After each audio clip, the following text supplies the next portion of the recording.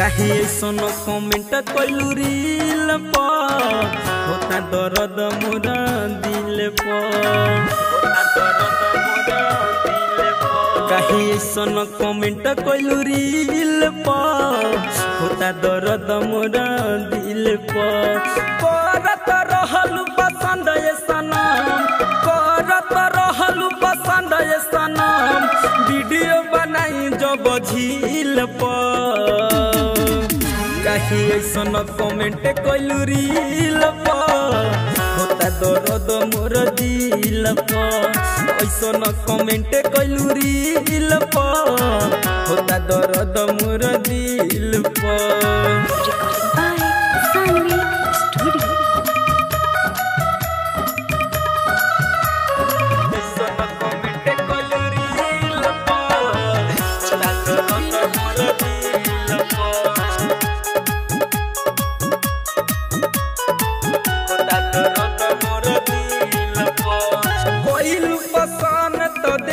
में हमारा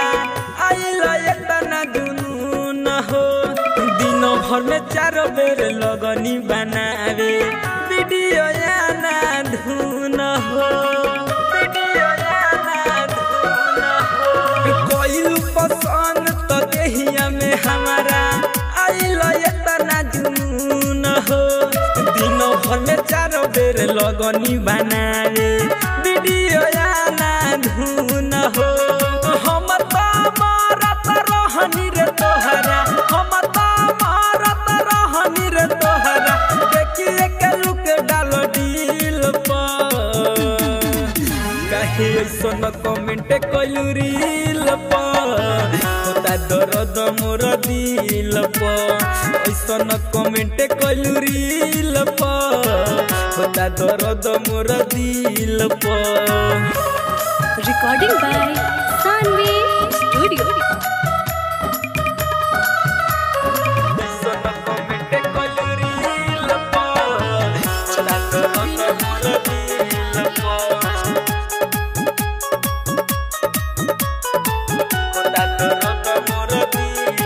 ट्रेंडिंग में चलो ताटे सुना हमारे ही नाम हो नइखे यकीन तो खोल के देखो तू इंस्टाग्राम हो ट्रेंडिंग में चलो ताटे सुना हमारे ही नाम हो नइखे यकीन तो खोल के देखो